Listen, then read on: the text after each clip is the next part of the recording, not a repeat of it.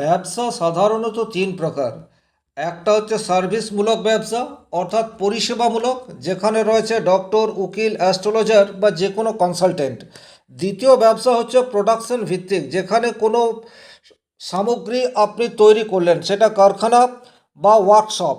আর তৃতীয় ব্যবসা, যে ব্যবসাটি হাজার হাজার বা লক্ষ লক্ষ মানুষ করে, সেই ব্যবসাটি হচ্ছে পণ্য সামগ্রী আদান প্রদান। তাহলে আজকে এই ভিডিওটিতে কমপ্লিট অ্যানালাইসিস করার চেষ্টা করব পণ্য সামগ্রী আদান প্রদান এই ব্যবসা আপনি করতে পারবেন কিনা, বা এই ব্যবসা করার জন্যে কী ধরনের গ্রহ কম্বিনেশন আপনাকে যথেষ্ট হেল্প করতে পারে, অর্থাৎ আপনি সফল ব্যবসায়ী হবেন, ইয়েস অর নট। এই ভিডিওটি দেখলে আপনি কমপ্লিট বুঝতে পারবেন। মূল আলোচনায় আসার আগে আপনাদের কাছে ছোট্ট একটা অনুরোধ, চ্যানেলে নতুন হয়ে থাকলে সাবস্ক্রাইব করে পাশে থাকা অল নোটিফিকেশন বেল আইকনটি প্রেস করে রাখুন। আর ভিডিওটি দেখার পর ভালো লাগলে অবশ্যই লাইক করার সাথে সাথে বেশি বেশি করে শেয়ার করে দেবেন। চলে আসছি মূল আলোচনায়। দেখুন, ব্যবসা করার উদ্দেশ্য অর্থ উপার্জন করা, বা যে কোনো কাজের উদ্দেশ্যই হচ্ছে অর্থ উপার্জন করা। সুতরাং সবচেয়ে প্রথমে আপনাকে দেখে নিতে হবে আপনার লগ্ন। লগ্নের সপ্তম ভাব থেকে সাধারণত ব্যবসার বিচার করা হয়ে থাকে। যদি আপনার লগ্ন হয় বৃষ, সেক্ষেত্রে ব্যবসার ঘর হবে বৃশ্চিক। যদি আপনার লগ্ন হয় মীন, সেক্ষেত্রে ব্যবসার ঘর হবে কন্যা। অর্থাৎ সমসপ্তম রাশি থেকেই সাধারণত ব্যবসার বিচার করা হয়ে থাকে। পরিষ্কার? এবারে যেটা আপনাকে দেখতে হবে সেটা হচ্ছে সপ্তম ভাব সবচেয়ে ইম্পর্টেন্ট, কী অবস্থায় রয়েছে। সপ্তম ভাব যদি শক্তিশালী থাকে, এখন সপ্তম ভাব কি কি উপায়ে শক্তিশালী হতে পারে, উদাহরণ দিলেই বিষয়টি আপনারা পরিষ্কার বুঝতে পারবেন। যদি দেখা যায় যে আপনার লগ্ন হচ্ছে মেষ, সেক্ষেত্রে সপ্তম ভাব পড়বে তুলায়। এখন এই সপ্তম ভাবে যদি ধরুন শুক্রদেব রয়েছে, তাহলে শুক্র হচ্ছে সপ্তম ভাবের অধিপতি গ্রহ, সে এই ঘরটিতে অর্থাৎ সপ্তম ভাবেই রয়েছে। সেক্ষেত্রে এটিকে কিন্তু ব্যবসার যোগ বা ব্যবসা করে সফল হতে পারেন এই যোগ বলা হচ্ছে।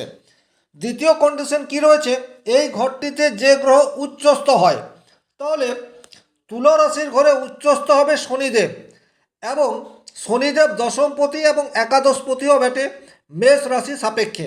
সুতরাং সপ্তমভাবে যদি এখানে শনিদেব অবস্থান করে, সেক্ষেত্রেও কিন্তু একে ব্যবসার জন্য শুভ বলা হবে।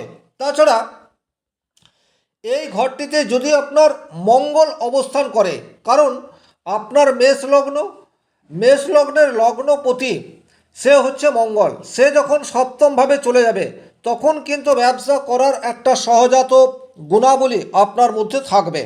তাহলে কি কি প্রথমেই দেখবেন, আপনার লগ্নের সপ্তম ভাবটিকে দেখুন।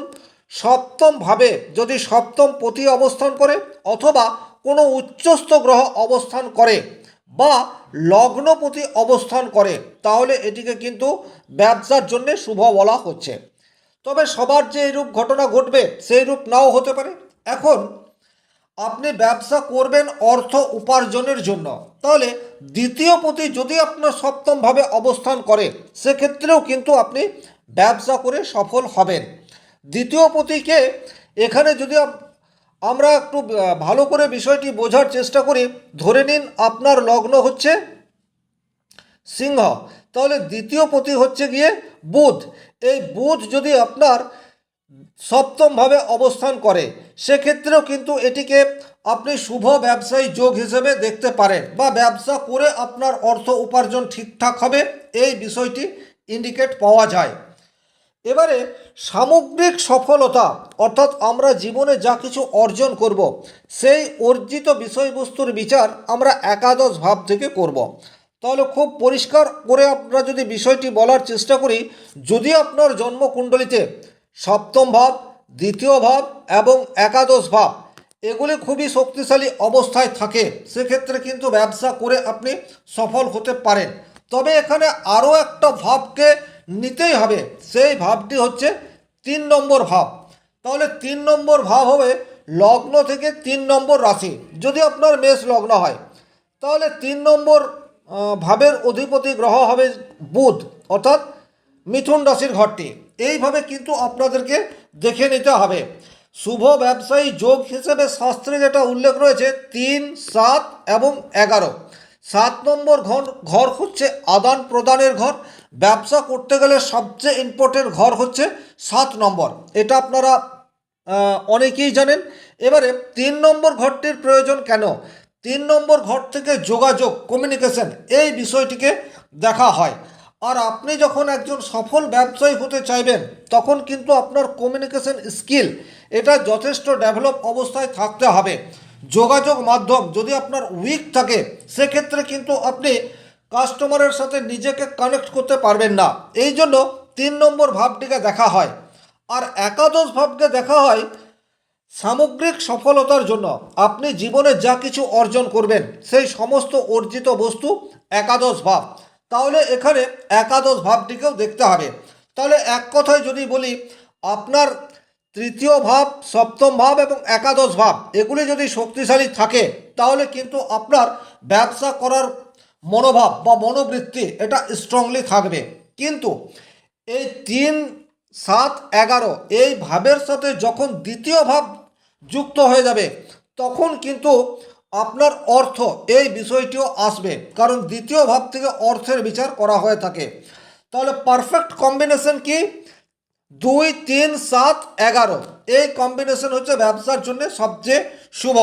আপনি যে কোনো ধরনের ব্যবসা করলে সফলতা লাভ করতে পারেন। তবে এখানে একটা খুব বড় প্রশ্ন রয়েছে, আপনার সপ্তম ভাবে কোন গ্রহ রয়েছে সেই গ্রহের কারকত্ব অনুযায়ী আপনি ব্যবসা করতে পারেন, অথবা আপনার তৃতীয় বা একাদশ ভাবে যে গ্রহ রয়েছে সেই গ্রহের কারকত্ব অনুযায়ী আপনি ব্যবসা করতে পারেন। আর ব্যবসা করুন, চাকরি করুন বা সেলফ এমপ্লয়েড হন, যাই করুন না কেন, কর্ম দশম ভাব থেকে বিচার করা হয়। দশম ভাব কতটা শক্তিশালী অবস্থাতে রয়েছে সেটা বলবে কর্মক্ষেত্রে আপনার স্টেবিলিটি এটা কতটা রয়েছে। তাহলে যদি সম্পূর্ণ কানেকশনটিকে দেখার চেষ্টা করা হয় সেক্ষেত্রে 2, 3, 7, 10, 11, তবে এই যে এতগুলি ঘরকে কানেক্ট করা হচ্ছে প্রত্যেকের জন্মকুণ্ডলিতেই যে এই কম্বিনেশনগুলি অত্যন্ত শক্তিশালী অবস্থায় থাকবে এইরূপ নয়। এই কম্বিনেশনের মধ্যে 2-3টে কম্বিনেশন যদি আপনার জন্মকুণ্ডলিতে স্ট্রংলি রয়েছে সেক্ষেত্রে কিন্তু অবশ্যই আপনি ব্যবসা করে সফল হতে পারেন, এতে কোনো ডাউট নেই। এখন আপনার মনে প্রশ্ন আসবে, এই কম্বিনেশনগুলো বুঝবো কিভাবে? দেখুন, এটা বোঝা কোনো কঠিন ব্যাপার নয়। শুধুমাত্র আপনার লগ্নটি আপনি যদি জানেন সেক্ষেত্রে খুব সহজেই বুঝতে পারবেন। আমি ধরে নিলাম আপনার মেষ লগ্ন, সেক্ষেত্রে দ্বিতীয় পতি গ্রহ এবং সপ্তম পতি গ্রহ শুক্র হবে। শুক্র শক্তিশালী রয়েছে, তাহলে 2 এবং 7 আপনার শক্তিশালী হয়ে গেল।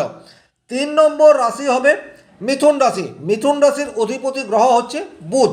এবারে আপনার জন্মকুণ্ডলিতে দেখছেন বুধ এবং শুক্র এরা একই রাশিতে অবস্থান করে রয়েছে বা পরস্পরের সমসপ্তমে রয়েছে। সেক্ষেত্রেও কিন্তু আপনারা বলতে পারেন যে 2, 3, 7 এই কম্বিনেশন তৈরি হয়ে রয়েছে। এবারে 10, 11 কম্বিনেশন খুব ভালো করে বুঝুন। মেষ লগ্ন সাপেক্ষে 10 নম্বর ঘর হচ্ছে মকর এবং একাদশ নম্বর ঘর হচ্ছে কুম্ভ। এই দুটি ঘরের অধিপতি গ্রহ হচ্ছে শনিদেব। তাহলে কম্বিনেশন কি দাঁড়াবে? কম্বিনেশন দাঁড়াবে বুধ, শুক্র এবং শনি। এই কম্বিনেশন যদি স্ট্রংলি থাকে তাহলে কিন্তু মেষ লগ্নের জাতক জাতিকাদের ব্যবসা করে প্রচুর অর্থ উপার্জনের সুযোগ সেটা আসতে থাকবে। এবারে কোন সময়টি আপনাদের জন্য উপযুক্ত হবে? যদি এই 3টি গ্রহের মধ্যে যে কোনো গ্রহের দশা বা অন্তর্দশা চলে সেক্ষেত্রে কিন্তু আপনারা এই দশায় ব্যবসা শুরু করতে পারেন, অথবা অলরেডি যদি ব্যবসা করছেন সেক্ষেত্রে এই দশা অন্তর্দশায় অর্থাৎ বুধের দশা, শুক্রের দশা বা শনির দশা, এই দশা বা অন্তর্দশায় আপনাদের ব্যবসা সেটা অনেকটা স্ট্রং রূপ পেতে পারবে। এবারে কতটা পাবে সেটা নির্ভর করবে আপনার গ্রহগুলি কতটা শক্তিশালী অবস্থায় রয়েছে তার উপর। তবে এক্স্যাক্টলি যেটা বলার উদ্দেশ্য রয়েছে সেটা হচ্ছে সবসময় আপনি ব্যবসা করার জন্য আপনার সপ্তম ভাব, একাদশ ভাব, দশম ভাব, দ্বিতীয় ভাব এই ভাবগুলিকে ভালোভাবে দেখার চেষ্টা করুন। যদি এই কম্বিনেশন ঠিকঠাক তৈরি হয়ে যায় সেক্ষেত্রে কিন্তু আপনি একজন সফল ব্যবসায়ী হতেই পারেন। আশা করি ভিডিওটি আপনার ভালো লাগছে। যদি ভালো লাগে সেক্ষেত্রে লাইক করে দেবেন। কোথাও কোনো প্রশ্ন বা সংশয় থাকলে কমেন্ট বক্সে লিখে জানাবেন। আজকের ভিডিও এ পর্যন্তই। ভালো থাকুন, সুস্থ থাকুন, ধন্যবাদ।